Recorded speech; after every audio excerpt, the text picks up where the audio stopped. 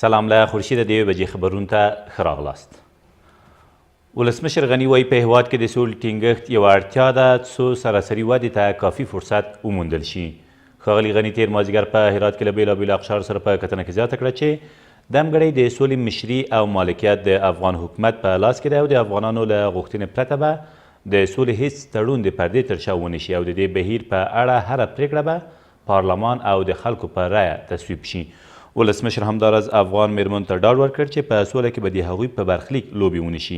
دا په داسې حال کې ده چې 2 ورځې مخکې د سولې عالي شورا مرستیالې حبیبه سرابي ویلي و چې د سولې په بهیر کې د ښځو ونډه په نشت حساب ده او د سولې د مشورتي بورډ ترکیب یې هم ناعادلانه او ناقص بللی و. د ننګرهار پوهنتون د سولې مرکز غړي وایي که په سولې بهیر کې د پوهنتون استادان او محصلین ورګډ شي نو پایلې به ښې وي. په دې ناسته کې چې تېره ورځ په ننګرهار پوهنتون کې جوړه شوې وه د یاد مرکز میرمنو په افغان سولې بهیر کې د میرمنو پر وړاندې له ټینګار سربیره وویل د ټولنیزې سولې په برخه کې د نارینهو تر څنګ ښځینه هم د سولې د فکر په خپرولو کې مهم رول لري. د ننګرهار پوهنتون د سولې مرکز 2 کاله مخکې جوړ او تر اوسه د سولې فکر د خپرولو په برخو کې بېلابېلې ناستې ترسره کړي دي.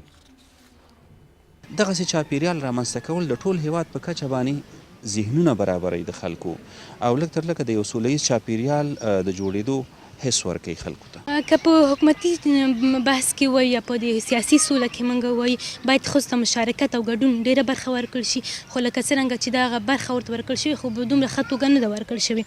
باید نور هم دغه برخه پراخه او بشپړه شي ځکه که موږ ډېره ژوره دقیقه مطالعه وکړو همدا ښځې دي چې نسلونه روزونکي دي. که چېرته د په سیاسي سوله کې هم د استاد او هم د محصل یا د زده کوونکو له ظرفیته ګټه واخیستل شي د ده پایله زما په نظر به ښه.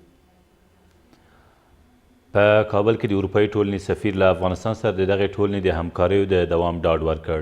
پیری مایډون تېره ورځ د ملي امنیت له سلاکار سره په کتنه کې زیاته کړه دغه ټولنه چمتو ده چې د سولې او ثبات په برخو کې له افغان دولت سره هم همکاري وکړي. په دې کتنه کې د ملي امنیت سلاکار حمدالله محب وویل د افغانستان خلک د تلپاتې او پتمنې سولې غوښتونکي دي او دغه بهیر به د افغانانو په مشرۍ او مالکیت پر مخ ځي. د 2 پاکستانیانو په ګډون 7 داعشیان او 2 طالبان په ننګرهار کې ونیول شول.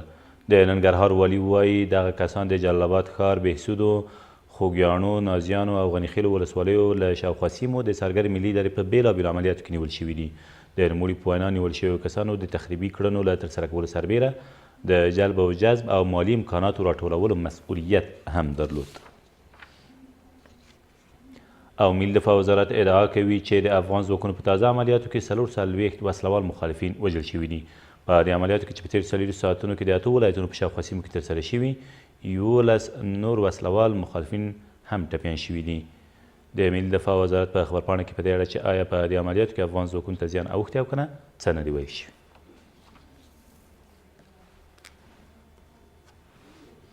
دا تر دې مهاله وروستي خبرونه تر بیا مو الله مل.